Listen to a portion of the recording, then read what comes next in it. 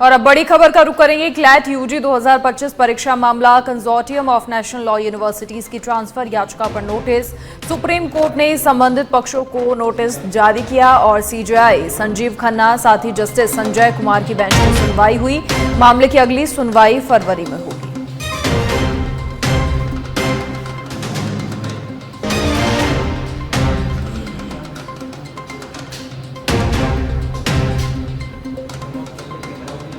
बड़ी खबर, मामले की अगली सुनवाई फरवरी में होगी।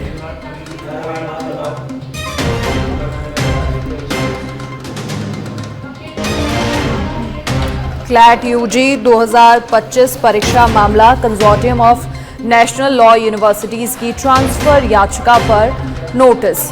ये बड़ी जानकारी, सुप्रीम कोर्ट ने संबंधित पक्षों को नोटिस जारी किया। सीजेआई संजीव खन्ना और जस्टिस संजय कुमार की बेंच में सुनवाई हुई। बड़ी जानकारी, बड़ी खबर, मामले की अगली सुनवाई फरवरी में होगी।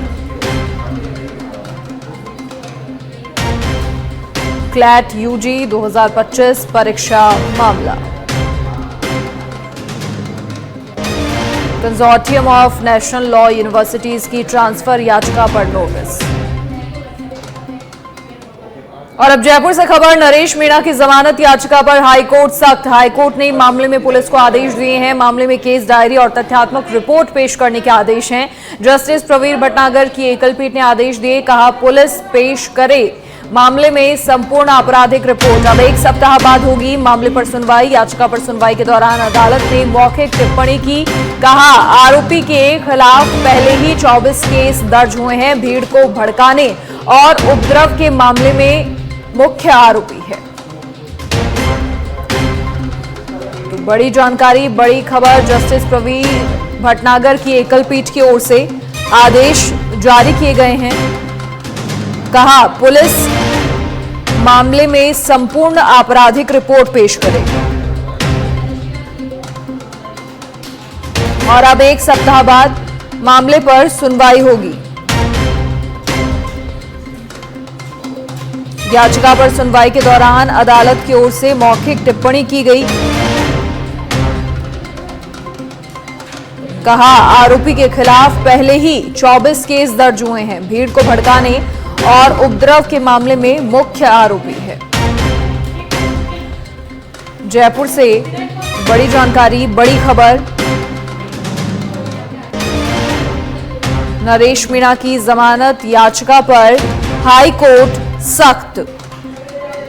हाईकोर्ट ने मामले में पुलिस को केस डायरी और तथ्यात्मक रिपोर्ट पेश करने के आदेश दिए हैं। जस्टिस प्रवीर भटनागर की एकल पीठ ने आदेश दिए हैं और कहा है कि पुलिस मामले में पूरी आपराधिक रिपोर्ट पेश करे और एक सप्ताह बाद मामले पर सुनवाई होगी।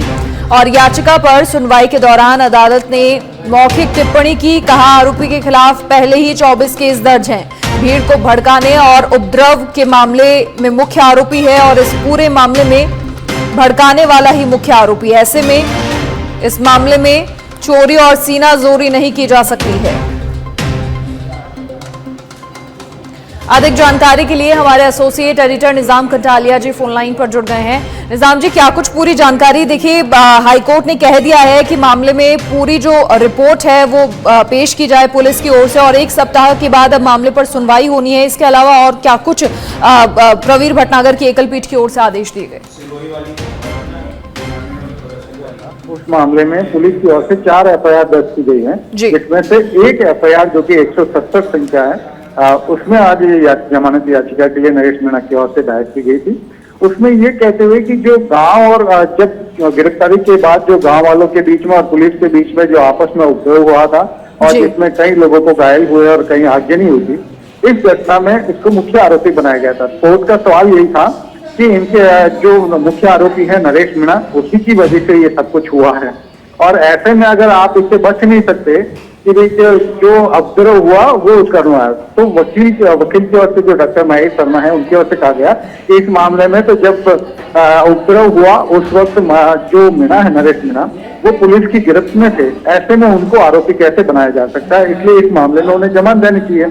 कोर्ट ने ये भी सवाल किया कि अगर इस तरीके के मामले हैं, भीड़ को उकसाया गया है, भीड़ का काम हुआ है और इसके बावजूद सोशल मीडिया पर भी जो है इस मामले में सोशल मीडिया पर भी बाद में बयान दिया गया या इसको वायरल किया गया है। ऐसे मामले में एक तो आप चोरी भी करते हैं, फिर ऊपर से सीनाजोरी करते हैं, तो कैसे इसको बर्दाश्त किया जा सकता है। कोर्ट ने अब इस मामले में संपूर्ण जो रिकॉर्ड है वो तलब किया है, इसके साथ ही इस मामले की केस डायरी तलब की है और अगले सप्ताह के लिए सुनवाई के लिए रखा है।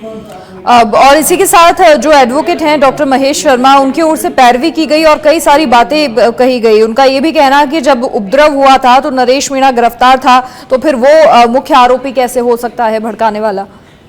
बिल्कुल, देखिए कि जब उपद्रव हुआ, थप्पड़ कांड हुआ, जब उन्होंने उस रिटर्निंग अधिकारी को थप्पड़ मारा नरेश मीणा ने, उसके बाद उनको नरेश मीणा को शाम को गिरफ्तार कर लिया गया था। गिरफ्तार करने के बाद गिरफ्तारी के मामले में 166 एफआईआर नंबर 166 दर्ज की गई और गिरफ्तार करने के बाद जो उपद्रव हुआ उसमें 167 नंबर की एफआईआर दर्ज की गई और 167 में भी जब नरेश मीणा को आरोपी बनाया गया, उसी के लिए ये डॉक्टर महेश जो शर्मा है उनके एडवोकेट, उन्होंने कहा कि जब एक एफआईआर में उनको गिरफ्तार कर लिया गया, ऐसे में गिरफ्तारी के बाद वो कैसे किसी चीज को बढ़ावा दे सकते हैं या भीड़ को उकसा सकते हैं, जबकि वो तो पुलिस के अंडर में थे उस समय जब वो गिरफ्तार थे। लेकिन कोर्ट का ये भी सवाल खड़ा होना था कि जब ये सारा पूरा मामला ही किया जरा जो है नरेश मीणा का था, तो इससे इनकार नहीं किया जा सकता कि जो उपद्रव हुआ है या फिर जनता और पुलिस के बीच में जो पूरा घटनाक्रम हुआ है उसमें इनकी भूमिका नहीं है, इससे कैसे इनकार किया जा सकता है। इसलिए फिलहाल कोर्ट ने बहुत इसमें कई सवाल खड़े किए। साथ ही ये भी कहा कि चूंकि नरेश मीणा के खिलाफ 34 आपराधिक मुकदमे हैं, जिनको लेकर उनके वकील ने कहा कि ये सब राजनीति से प्रेरित है। कोर्ट ने फिलहाल इस मामले में अब रिकॉर्ड तलब किया है, साथ ही केस डायरी तलब की। चलिए, शुक्रिया निजाम जी तमाम जानकारी साझा करने के लिए आपका। तो अब एक सप्ताह बाद सुनवाई होगी और पुलिस को कहा गया है हाईकोर्ट की ओर से कि पूरी जो रिपोर्ट है वो सौंपी जाए।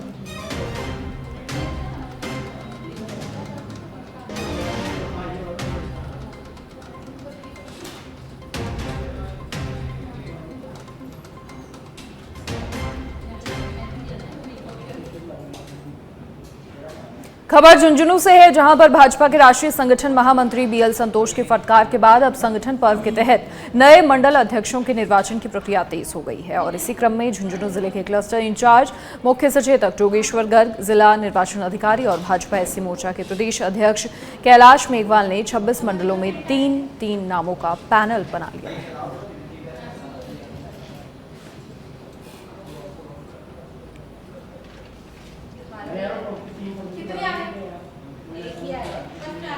और जालौर में नाबालिग के साथ दुष्कर्म का प्रयास करने के मामले में थाना अधिकारी ने 38 दिन तक मामला दर्ज नहीं किया। इसे पॉक्सो कोर्ट ने गंभीर माना है। कोर्ट ने बागुड़ा थाना अधिकारी को आरोपी बनाकर समन पेश किया है।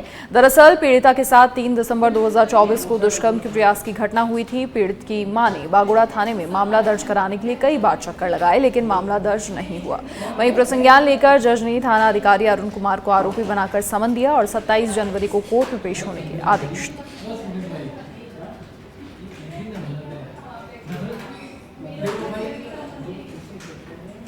अब जयपुर से बड़ी खबर, राज्य सरकार ने बने 3 पुलिस रेंजों को खत्म किया है। पाली, बांसवाड़ा और सीकर रेंज को समाप्त किया है। अब प्रदेश में पहले की तरह 7 रेंज होंगे। गृह विभाग ने अधिसूचना जारी की है। राज्य सरकार ने 3 पुलिस रेंजों को खत्म किया है और अब प्रदेश में पहले की तरह 7 रेंज होंगे। पाली, बांसवाड़ा और सीकर रेंज को समाप्त किया है। गृह विभाग की ओर से यह अधिसूचना जारी की गई। अब प्रदेश में पहले की तरह 7 रेंज होंगे। गृह विभाग की ओर से अधिसूचना जारी की गई। बड़ी जानकारी जयपुर से, ये बड़ी खबर।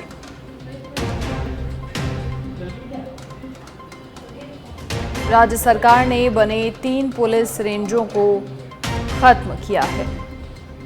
अब प्रदेश में पहले की तरह ही 7 रेंज होंगे। पाली, बांसवाड़ा और सीकर रेंज को समाप्त किया गया है। अधिक जानकारी के लिए सहयोगी आकाश फोन लाइन पर जुड़ गए हैं। आकाश, क्या कुछ पूरी जानकारी? 3 पुलिस रेंज को खत्म किया गया है और अब पहले की तरह ही प्रदेश में 7 रेंज होंगे।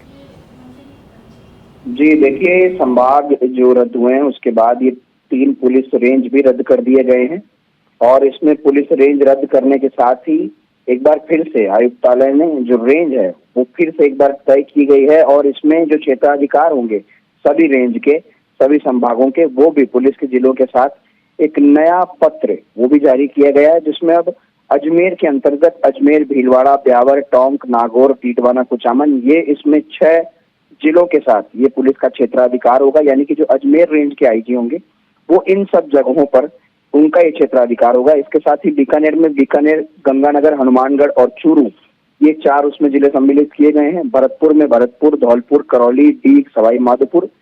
जयपुर जो रेंज है उसमें जयपुर ग्रामीण, कोटपुतली, बहरोड, दौसा, अलवर, खैरतर, तिजारा, भिवाड़ी, झुंझुनू और सीकर शामिल किया गया है।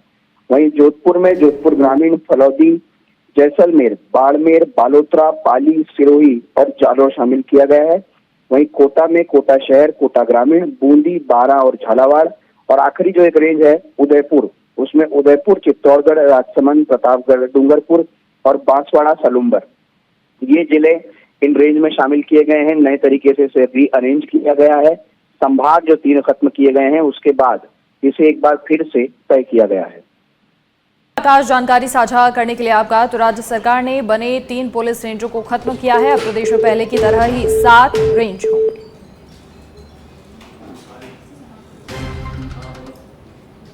खबर अजमेर के पुष्कर से है, जहां पर ऑनलाइन सामान खरीदने के नाम पर ठगी का मामला सामने आया है, जिसमें पुलिस ने कोलकाता के युवकों को साइबर ठगी का शिकार बनाने वाले महाराष्ट्र के 4 जालसाजों को गिरफ्तार किया है।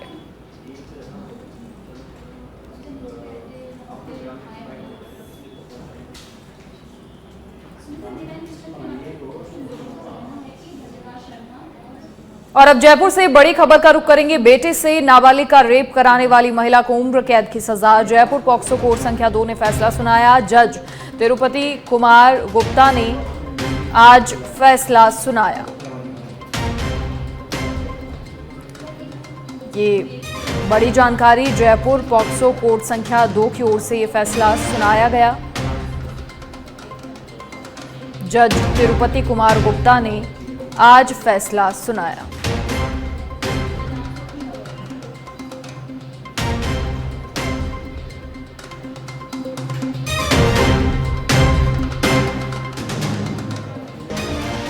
और अब दौसा के मेहंदीपुर बालाजी से बड़ी खबर, जहां एक धर्मशाला के कमरे में मिले 4 शव। एक ही परिवार के बताए जा रहे हैं चारों सदस्य, और मृतकों में 2 महिला और 2 पुरुष शामिल हैं। पुलिस ने शवों को कब्जे में लेकर घटनास्थल का मौका मुआयना किया है। मृतकों की जांच में पुलिस लगातार जुटी है। टोडा भीम बालाजी चौकी समाधि वाली गली का ये पूरा मामला है। एक धर्मशाला के कमरे में 4 शव मिले। बताया जा रहा है एक ही परिवार के हैं ये चारों सदस्य। मृतकों में 2 महिला और 2 पुरुष शामिल। पुलिस ने शवों को कब्जे में लिया। मृतकों की जांच में जुटी है पुलिस। महिला और 2 पुरुष शामिल। फैमिली मेंबर्स हैं, माता पिता और बेटा बेटी। ये चारों लोग अचेत अवस्था में, मृत अवस्था में हमें मिले हैं। इनके पास जो मौके के क्राइम सीन से ऐसा कोई स्ट्रगल मार्क्स नहीं लग रहा है, तो प्राइमा फेशिया चांसेस लग रहा है कि could be suicide, could be कोई पॉइजन इंजेक्शन खुद से या किसी ने दिया हो, उसका भी हम कुछ कह नहीं सकते। पोस्टमार्टम से, विसरा रिपोर्ट से सारी चीज़ क्लियर होगी। बट ये एक फैमिली के मेंबर्स हैं, देहरादून के रहने वाले हैं, देहरादून के रायपुर थाने के। वहाँ के लोकल एसएचओ से बात हुई, उनके फैमिली मेंबर से बात हो गई, वो सुबह आएंगे। इस धर्मशाला में पहले भी आ चुके हैं, एक ही फैमिली के ये सारे। तो अभी जिस हिसाब से बॉडी है, अभी कुछ 2 चंद घंटे पहले की लग रही है जब ये मरे हैं। और अब चित्तौड़गढ़ की कपासन से खबर है, जहां कपासन में बारिश और सर्दी का डबल अटैक। हल्की बूंदाबांदी के साथ ठिठुरन बढ़ गई है। बदलते मौसम के साथ ही लोग अपने घरों में डूब गए। अफीम की फसल में बूंदाबांदी से फायदा होगा। बारिश और ठंडी हवाओं के कारण तापमान में गिरावट दर्ज की गई।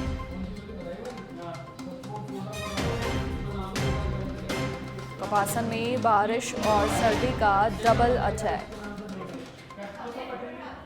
और अब बीकानेर के कोलायत से खबर, जहां विवाहिता ने घर में बनी पानी की कुंड में खुदकुशी की। परिजनों ने ससुराल वालों पर दहेज के लिए परेशान करने का आरोप लगाया। मृतका के पिता ने सास, ससुर और ननद पर मामला दर्ज करवाया। हदा थाना पुलिस मामले की जांच कर रही है। आक्रोशित परिजनों ने दोषियों को गिरफ्तार करने की मांग रखी है। परिजनों ने ससुराल पक्ष पर दहेज के लिए परेशान करने का आरोप लगाया। मुद्दा कवर है, वाइफ दिलीप सिंह राजपूत हैं। हरियाणा के पास मंडालिया में रहते हैं। सूचना मिली थी कि टांके में एक महिला गिर गई, जिस पर मौके पर पहुंचे तो ये दुर्गा कंवर की बॉडी टांके से निकाल के बाहर रखी हुई थी। और पंचनामा इत्यादि कार्रवाई की गई है। पोस्टमार्टम किया गया है, वहाँ भेज हत्या का दर्ज किया गया। और अब चौक के उनियारा से खबर है, जहां उनियारा उपखंड क्षेत्र में अचानक मौसम ने पलटी खाई। क्षेत्र में रिमझिम बारिश का दौर फिर से शुरू हुआ। मावठ की बारिश होने से तापमान में गिरावट आई है। बारिश ने रोजमर्रा के जीवन को भी प्रभावित किया है। बारिश से सर्दी बढ़ रही है और इसके चलते लोग अलाव का सहारा लेते हुए नजर आ रहे हैं।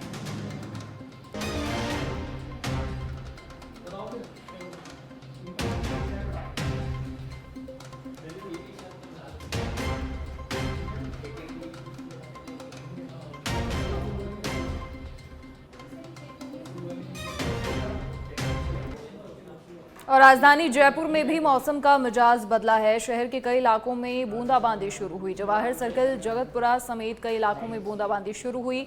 मौसम विभाग की ओर से आगामी दिनों में हल्की बारिश का अलर्ट है। जवाहर सर्कल, जगतपुरा समेत कई इलाकों में हल्की बूंदाबांदी शुरू हुई है। मौसम विभाग की ओर से आगामी दिनों में हल्की बारिश का अलर्ट है।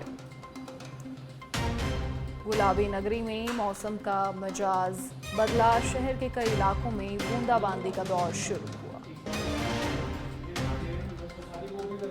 और कोटपूतली में लाखों की संपत्ति पर हाथ साफ करने का मामला सामने आया है। जानकारी के अनुसार मकर संक्रांति के अवसर पर परिवार खाटू श्याम मंदिर दर्शन के लिए गया हुआ था और चोरों ने पीछे से घर को निशाना बनाया, लाखों की संपत्ति पर हाथ साफ कर दिया। वहीं मौके पर मामले की सूचना पुलिस को दी गई, जिसमें घटनास्थल का निरीक्षण किया गया और आसपास की सीसीटीवी फुटेज भी खंगाली जा रही है।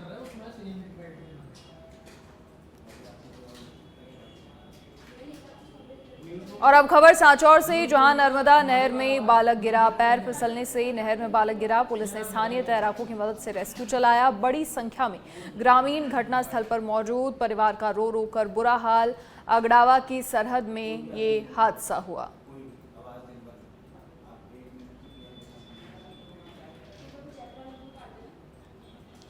पुलिस ने स्थानीय तैराकों की मदद से रेस्क्यू चलाया।